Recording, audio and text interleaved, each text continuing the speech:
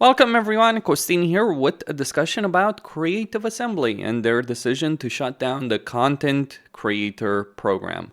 What is my personal take on it? Is it good? Is it bad? What will Creative Assembly do going forward? Well, they've already stated what they're going to do going forward, and since their entire message got leaked online, courtesy of someone who didn't care about any kind of professionalism on the subject, we know what they're going to do. They're going to restart the program. What exactly that will involve, it's hard to say. It does seem like they're going to be focused on specific games as opposed to just a blank check, so to speak, for all Total War games. I think that kind of makes sense because there's some people that are only interested in historical titles, then there's people that are interested in fantasy. Personally, someone like myself, I'm interested in both. I've never understood, I play Total War. I would play a historical game if it came out and it was great. I would play a fantasy game if it came out and it was great. That's my personal perspective on the matter. But how do I feel about the demise of the content creator program? Well, I do have to say that of the programs that I've seen from quite a lot of companies in the gaming industry, that overall it was certainly one of the better programs that existed out there. What do I mean by that? Well, what a lot of companies do is that they will give review copies, especially early access copies, like beta testing, all that kind of stuff. They'll give those kind of things to big channels almost exclusively. If you're a smaller channel on YouTube and you're getting a review copy, you're getting it because the game in itself, the developer, the publisher, doesn't necessarily expect that great things from it. That would be my perspective. Or it's just a smaller title in general. So for instance, I got access to Bolt Gun as a game. I wouldn't necessarily expect to have access to get a review copy for Space Marine. Now, do review copies matter, is the real question. Well, given the way YouTube works, I would say they can, but only if you're already a big content creator on a particular subject. They can certainly help you be more competitive with content creators that are bigger, but ultimately, if you're not a big content creator, if you're not getting a good amount of views for a particular game or a particular genre, then chances are just getting a review copy, and I'm saying this as someone who has gotten review copies for games, just getting a review copy isn't necessarily going to mean all that much. That's just how YouTube works. You need to build an audience, and you need to play nice, if you will, with the algorithm in order to achieve success on YouTube. But what was nice about Creative Assembly and their program is that they were getting a bunch of content creators that were smaller channels. So it wasn't just about the big channels with a lot of subscribers, tens of thousands of subscribers, hundreds of thousands of subscribers, only those kind of content creators getting access. Now, to be fair, there are always exceptions, even with other companies, but for the most part, I would say it's generally the bigger channels that get access, the smaller channels get screwed. So it's certainly appreciated from my perspective that Creative Assembly was willing to have a wide net of content creators for their games. To be fair, I will also say that I kind of feel like there were people, like we had this entire community of content creators, and I feel like there were just a ton of people who couldn't care less about that community or giving feedback to Creative Assembly. It also was Creative Assembly's fault on that subject to some extent because of the way they were not responding to any feedback people were giving. But there were certainly a bunch of people that were just not interested in giving any kind of feedback. Hell, there were people that met the requirements of getting access to a game, and then they just wouldn't, or they met the requirements of getting access to a program. They would get a review copy, and then they wouldn't cover the game. Which, yeah, that's obviously not a great situation. Because all of this, like just sending the emails, having discussions with the people in charge of the program, all of this took resources, and Creative Assembly has been downsizing as a company. Now, I admit that based on what I'm seeing right now, is not exactly great to see that Creative Assembly is apparently also downsizing the Total War team. At least the community management team, or the people in charge of the content creator program. That is not a particularly great situation from my perspective. And it does seem like the restructuring that they're going through in the aftermath of Hyenas is affecting a lot more than just the hundreds of people that were working on Hyenas. Significantly more. So it is affecting the Total War team. Honestly, I had hoped that it wouldn't. Like, it makes sense that in the aftermath of Hyenas that they would dismiss all those people that they hired specifically to work on Hyenas, but it does seem that Creative Assembly is going way further than that, or rather, Sega is. So that's not a great situation, that's not a great dynamic. But I can understand why they would want to change the content creator program. It has to be said that for every gaming company that does exist out there, the purpose of review copies, the purpose of a content creator program is to ultimately market the game. That is just simply the reality of it.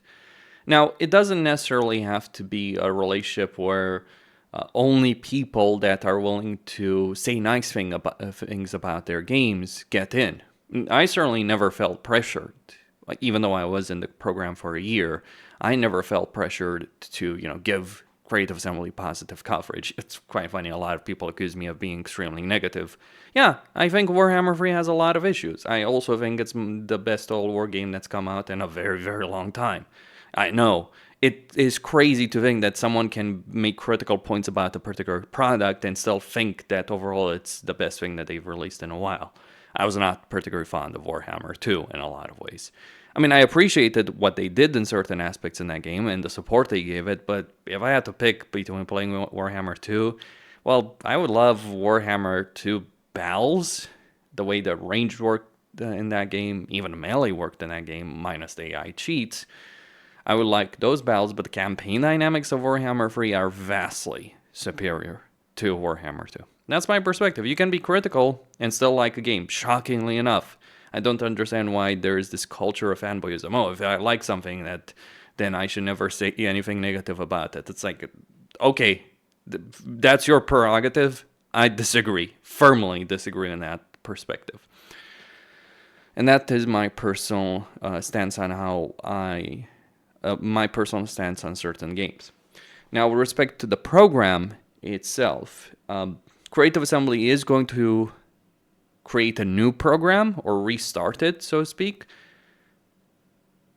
And we don't know what form that will take, but it is my hope that regardless of what Creative Assembly does decide to do, that they don't end up being more restrictive than they necessarily were. Now, at the same time, it does feel to me that one of the reasons Creative Assembly is doing this is because the program as it was working well when Creative Assembly was releasing DLC and games that were well received. So, for instance, all the DLC of Warhammer 2, and all the way up to the Forge of the Cast Wars, which has a change, and Total War Pharaoh, you had content creators en masse turning against Creative Assembly.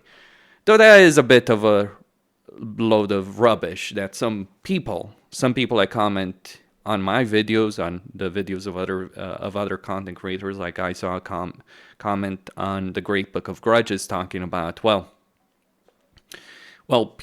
content creators rile people up. I don't think people realize just how reactive content creators are to their community. And I think I need to talk about this. It's always easy to criticize content creators, but I don't think people realize just how easy it is to end up as a content creator in a situation where you're going against the meta of Reddit, if you will, and you get slammed every single step of the way. That is a reality, by the way. That is a fact. It does happen. Like, as someone who has really gone against the meta of Reddit, I can tell you is not a pleasant experience. You wonder why so many content creators were willing to be favorable towards Creative Assembly, it's not because content creators are necessarily like on Creative Assembly's payroll, or they were given fancy trips in some capital or another. Some were, I imagine. Sure, I imagine some content creators did get incredibly preferential treatment. Though I have to point out that when people talk about this kind of stuff, they're specifically talking about the situation that happened with Rome 2. And yeah, that was admittedly fairly disgusting. Things have changed. Respect to that. But I also have to make the point, that's not pleasant, I do have to make the point with respect to all of this, that Creative Assembly at many times as a content creator could just feel that they were not listening to any kind of feedback at all, that they would give us a review copy, they would not give us a lot of information. Like, for instance, for a DLC, we would not get patch notes before things came out, so we were basically beta testing things for them, and the communication aspect was not that great. What about feedback? Well, let's talk about that. Let's talk about it. So, in theory, we were supposed to be able to give feedback, at least what I've personally seen. We're supposed to be able to give feedback to Creative Assembly. When it came to Shadows of Change and Chaos Dwarves and all that, and Pharaoh, I wrote very lengthy posts on the subject of the issues that the games and DLC did have.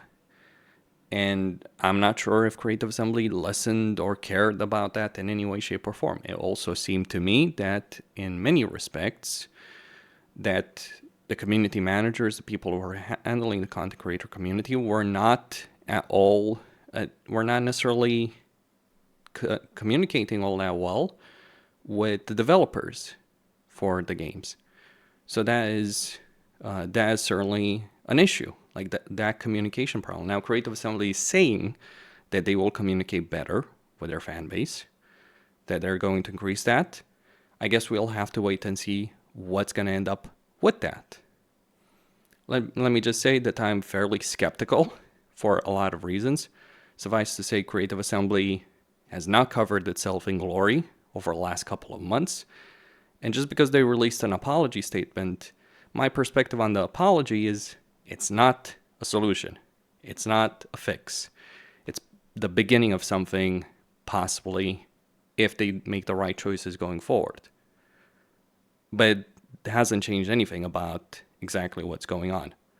And their decision to shut down the content creator program when a lot of content creators turned against them because of Pharaoh.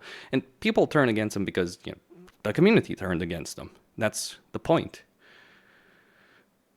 And content creators were willing to criticize Creative Assembly when they deserve to be criticized, and well, it just doesn't rub me the right way, so to speak, with respect to that. That's all I had to say. Kostin, signing off.